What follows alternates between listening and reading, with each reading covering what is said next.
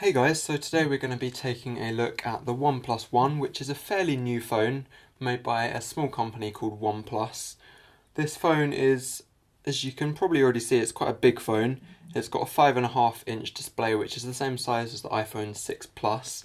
It's also got exactly the same screen resolution as the iPhone 6 Plus, which gives it a pixel density of 401 pixels per inch.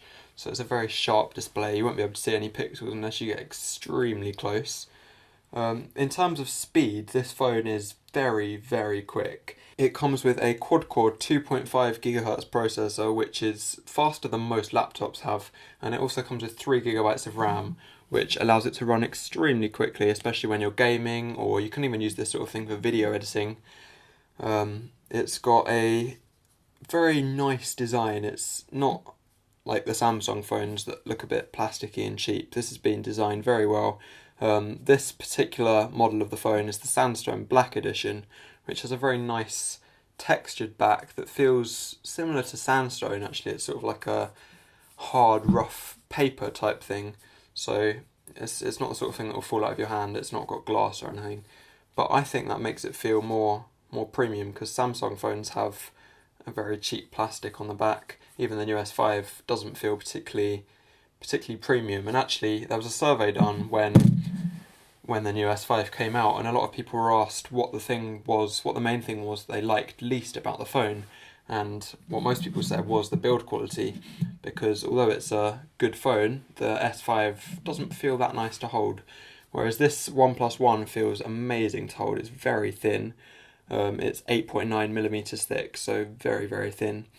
I'll just give you a quick look around the device. So the front, there are no buttons on it at all, and you can actually use this phone completely without buttons. So you can wake it up by double tapping the screen, and then it's got on-screen buttons here, and then you can lock it just by double tapping the status bar at the top. So the whole thing can be used without buttons.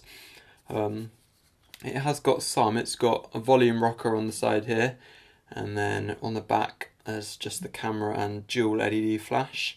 The back is removable, but you can't take out the battery. The only reason you'd want to take off the back is to swap it for one of the other backs that you can buy to put on, like a bamboo back or something. And then on this side you do have a lock button, which, as I was saying, you don't need to use. You can just double tap the screen, but that's there if you do like to have a physical button. Other than that, there's the front camera at the top, which is a 5-megapixel camera, so it's very high resolution for an Android phone. There's also the earpiece at the top there, which is very nice quality. It's designed so that it doesn't get any dust caught in it, so the front of the phone will stay looking nice. And then on the top here, you've just got the headphone jack, and on the bottom there's a micro USB port and dual speakers, which aren't stereo, they're mono, but they are very, very loud and powerful. So that is a look at the outside of the OnePlus One. So now we're going to have a look at a camera test of the OnePlus One. So the back camera is 13 megapixels and it shoots 4K DCI video, which is amazing quality. So up on the screen now you should be able to see some photos which are taken at day and at night, because it does have a mode that allows you to do a slow shutter where you do 8-second exposures. So you can still get a very good high quality photos of things that aren't moving when it's dark. And also for the front camera, which is 5 megapixels, the front camera only records in 720p, which is interesting, seeing as it's such a high resolution camera, but both cameras give you just amazing quality with the manual controls, and the aperture is f2.0, so you can get some nice blurred backgrounds as well. I will be doing some tests of certain app performance on this phone, some gaming videos as well, to show you how well it performs with certain games.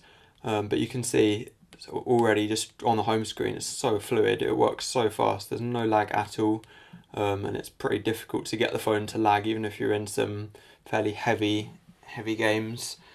It comes pretty much with stock Android. It's got CyanogenMod 11S at the moment, which is a custom build of Android that looks pretty much exactly the same, but it does let you do some extra things,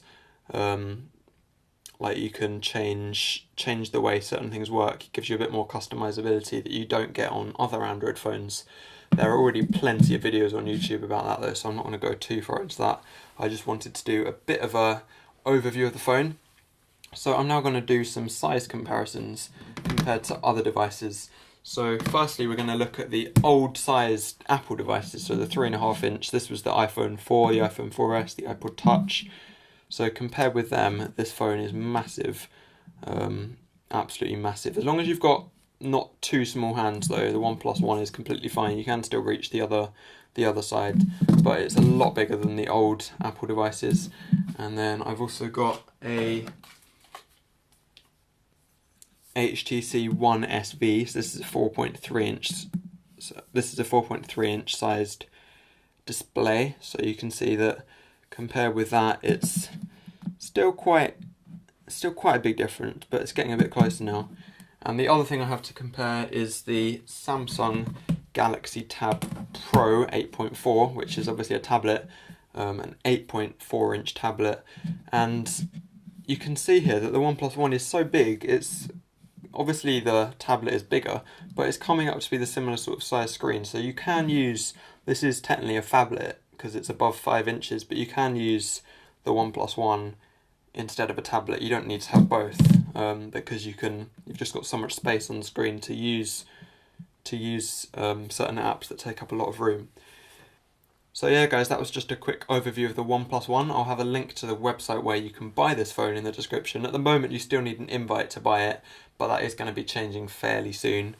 And also in, I think, the second quarter of 2015, they're going to be releasing the OnePlus 2, the next version of this phone. But from the looks of things at the moment, with rumours and things like that, it's not going to be that different. So at the moment, because this has had so much bug testing and software updates, this is going to be one of the best phones you can buy for the next few months, I can say that confidently. But yeah, thanks for watching, and if you do have any questions about the phone, then put them down in the description and I'll try and answer them as quickly as possible. And like I say, I'll be bringing out some gameplay tests on this phone as soon as possible so that you can see how it runs with certain apps. But spoiler alert, it runs very well. Thanks for watching guys.